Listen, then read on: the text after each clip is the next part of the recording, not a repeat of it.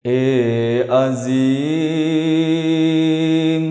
Indonesia, jayalah Indonesia.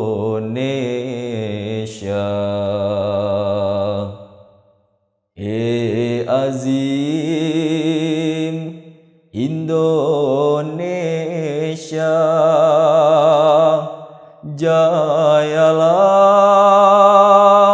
Indonesia.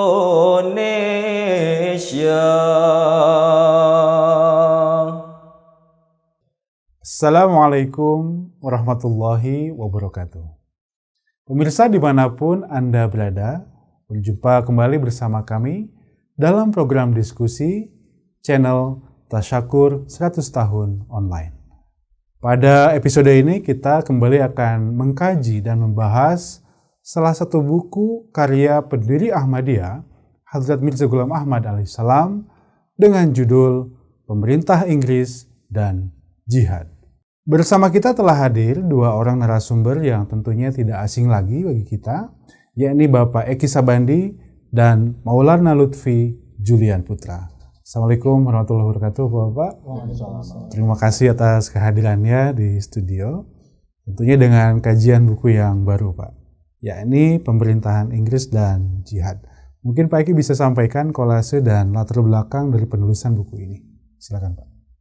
Judul dalam bahasa Urdunya itu adalah Government Angrezi or Jihad, atau British Government and Jihad bahasa Inggrisnya. Itu ditulis tahun 1900. Bukunya nggak tebal, cuma 52 halaman ya. Itu diterjemahkan oleh Maulana Fadil Nuruddin. Dicetak itu pada bulan Januari 2019 ya. Jadi dalam buku Pemerintah Inggris dan Jihad ini dilatar belakangi oleh kegundahan Hadrat Masih Maud alaihissalam. Beliau menyebutkan daerah perbatasan, tapi yang dimaksud di sini adalah perbatasan antara Hindustan dengan Afghanistan sekarang. Ya, seperti kita ketahui, Amir atau Raja Afghanistan itu kan gandrung dengan kekerasan, gandrung dengan jihad kekerasan, gandrung dengan pemberontakan bersenjata, dan akibatnya pembunuhan hampir terjadi setiap hari kepada orang non-Islam dan juga kepada orang Islam yang tidak sesuai sepemahaman dengan orang Islam yang lain, karena ajaran-ajaran dari tentang jihad bersenjata itu. Digiring tentang pemahaman jihad yang demikian haus darah, kejam, keji lah, penggal kepala itu udah di mana-mana. Ditambah lagi dengan tulisan-tulisan atau provokasi dari para pemuka Kristen yang mereproduksi tulisan-tulisan ulama-ulama Islam abad pertengahan tentang konsep jihad penuh dengan perang ini. Nah, ini disuarakan kembali, dipombakan kembali dengan bahasa-bahasa yang kasar. Itu menambah kemarahan umat Islam. Nah, dari latar belakang inilah beliau menulis buku tentang apa itu jihad. Kan itu. Beliau meluruskan pemahaman jihad yang keliru. Beliau jelaskan juga tentang apa makna hakiki dari jihad. Gitu. Itu seperti itu yang disampaikan ya. Kemudian juga dikatakan bahwa karena Raja Afghanistan itu mempunyai pengaruh yang sangat luar biasa baik kepada rakyat Afghanistan, pada umat Islam maupun para ulama-ulama Afghanistan. Maka beliau itu mengimbau pada raja, coba dikumpulkanlah para pemuka-pemuka agama Islam itu dan silakan dialog, kita membahas apa sih sesungguhnya makna jihad ini, supaya rakyat itu, umat-umat yang tidak berdosa itu luput dari kehilangan nyawa, begitu. Dan utamanya juga beliau menyebut secara khusus bangsa Pashtun ya, yang merupakan mayoritas di Afghanistan dengan bahasa Pashtun. Jadi terbitkanlah selebaran bahasa Pashtun dalam bahasa Pashtun untuk apa? Meredam gejolak-gejolak ini ya, dan juga memberi pemahaman yang hakiki tentang jihad. Subhanallah, Masya Allah. Menarik sekali Pak Eki atas penjelasan latar belakang penulisan buku ini. Mudah-mudahan ini menjadi sebuah pencerahan Pak Eki ya atas kesalahpahaman yang terjadi di masyarakat. Pak Lutfi, terkait pokok-pokok bahasan dari buku ini apa saja mungkin bisa disampaikan? Ya, diantaranya tadi di awal disampaikan bahwa kekeliruan mengenai makna jihad ini sudah mulai terjadi di abad pertengahan hingga abad ini. Dan itu sangat disesalkan ya. Beliau menegaskan bahwa itu adalah kekeliruan besar lah dalam memahami makna jihad yang kompleks dan halus. Jadi tidak sesederhana yang dipahami oleh sebagian orang mengenai jihad.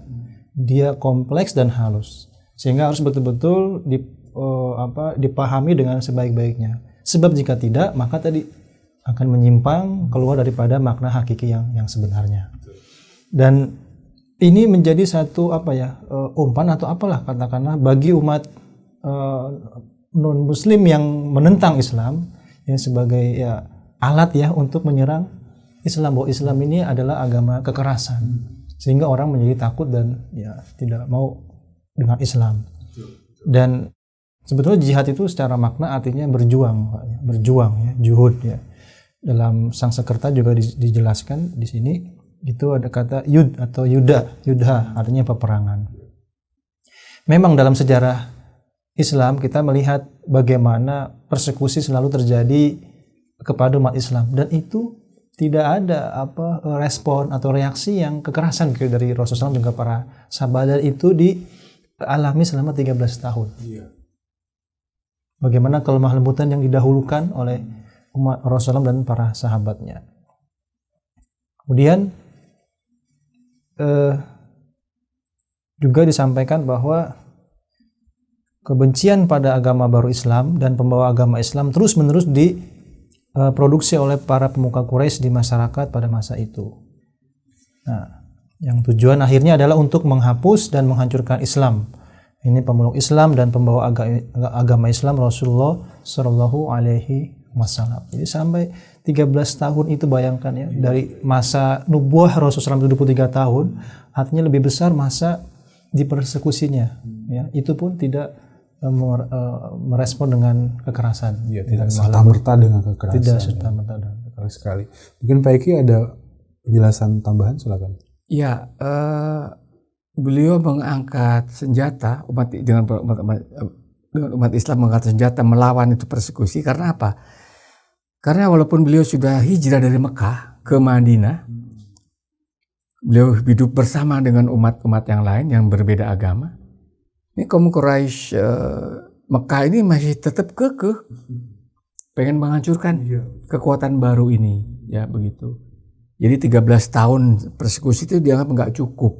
Begitu pindah ke Madinah, ke Yasrib, bisa bertahan, bisa dengan bebas menjalankan ibadah, bikin marah umat Quraisy. Masih dikejar Pak? Masih dikejar, ya kan? Kalau kita lihat itu sejarah umat Islam itu bagaimana sadis ya, yang mengerikan apa yang dialami oleh para awalun umat Islam, kan begitu.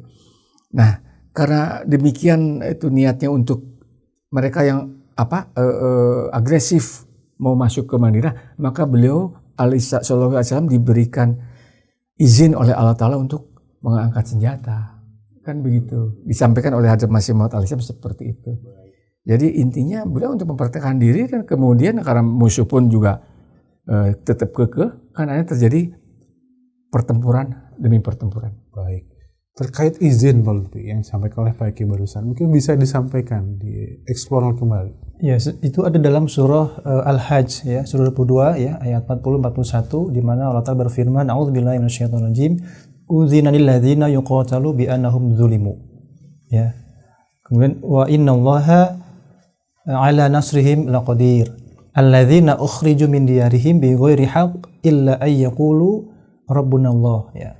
Telah diizinkan. Jadi menggunakan kekerasan setelah sekian lama, kemudian juga mendapatkan izin baru itu dilakukan oleh Rasulullah dan para sahabatnya. Telah diizinkan oleh Allah Subhanahu wa taala mengangkat senjata bagi mereka yang telah diperangi, disebabkan mereka telah dianiaya.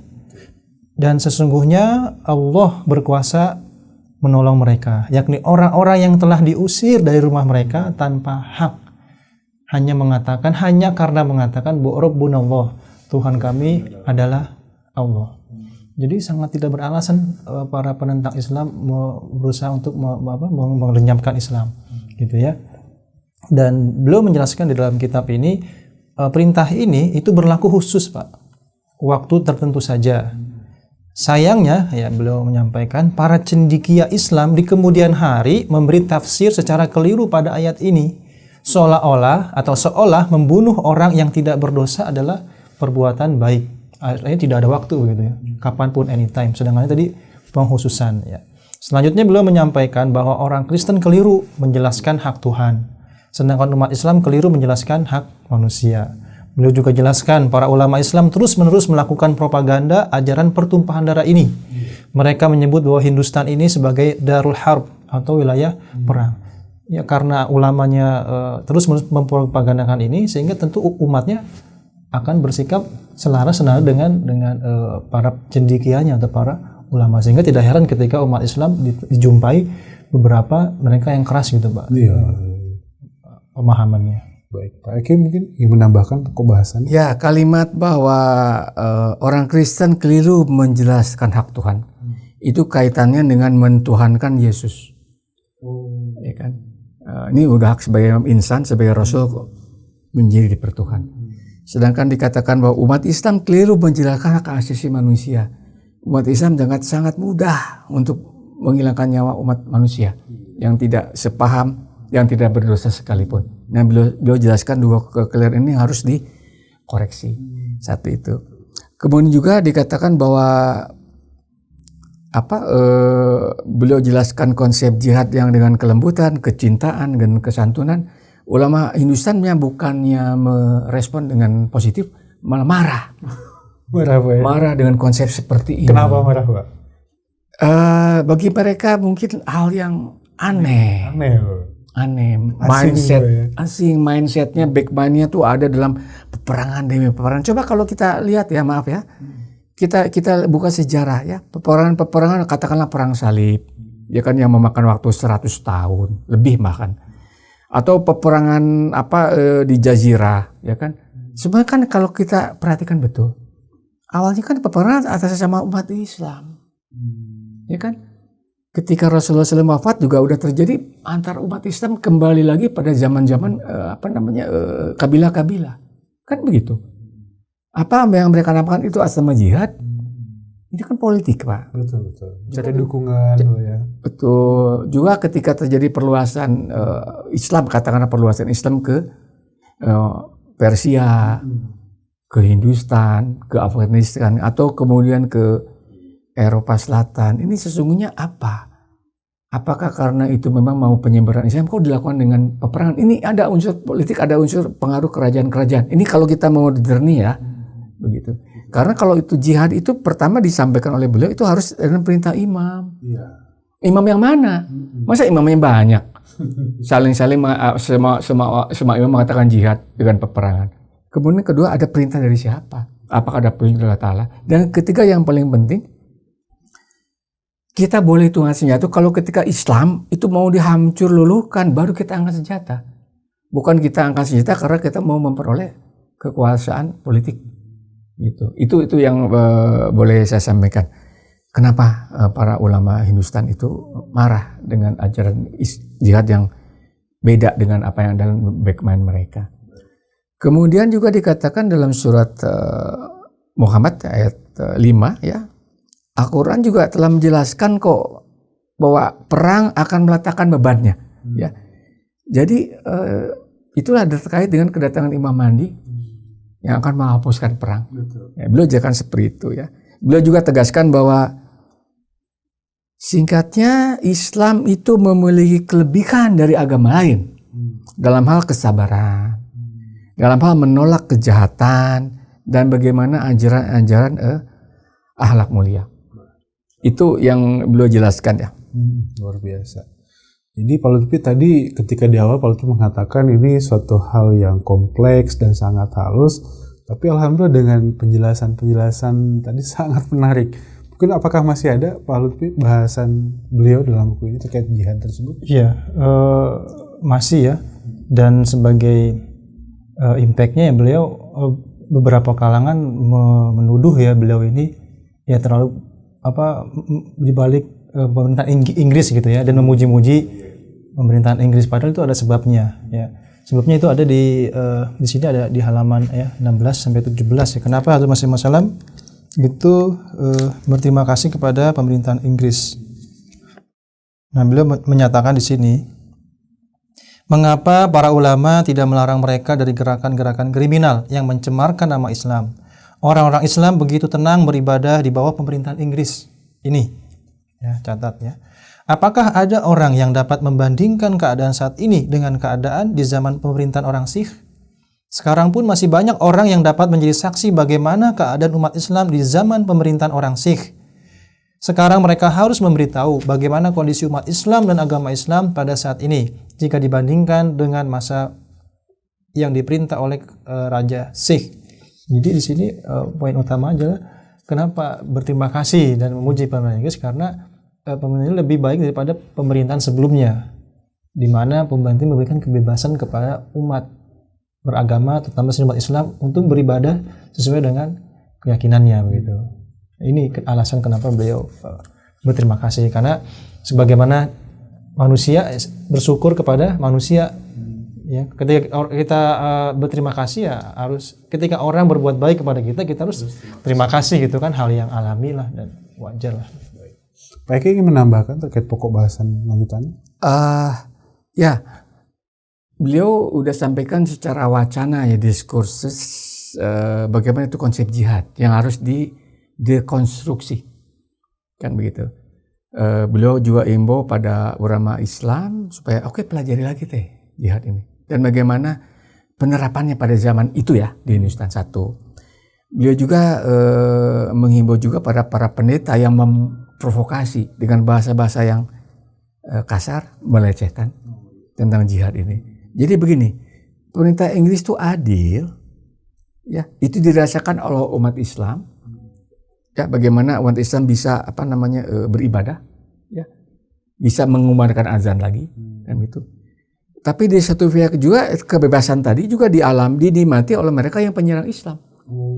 Juga mereka membuli suka-suka dia, gitu loh. Nah, ini yang kemudian beliau imbau ada batasan-batasan supaya tidak terjadi permusuhan atau kemarahan atau gejolak yang makin mendalam ya. Sehingga beliau mengusulkan pada pemerintah Inggris itu, coba gunakanlah kewenangan Undang-Undang Nomor 23 1867. Itu beliau imbau ya. Maknanya apa? Tentang kalau dalam bahasa sekarang barangkali ujaran kebencian. Jangan ada lagi, boleh syiar, boleh dakwah, tapi kurangi bahasa yang menyebabkan timbul kebencian dengan bahasa yang kasar, kan begitu, dengan pelecehan seperti itu. Nah, beliau imbau kepada pemerintah ini seperti itu, untuk apa? Supaya tidak menyebar luas kekerasan ini. Begitu. Kedua, beliau juga minta pada pada pemerintah Inggris coba meneliti lagi tulisan-tulisan pendeta, ya, pendeta-pendeta Inggris yang memang dulunya adalah orang Muslim, gitu ya. Beliau disebut namanya Mizanul Haq.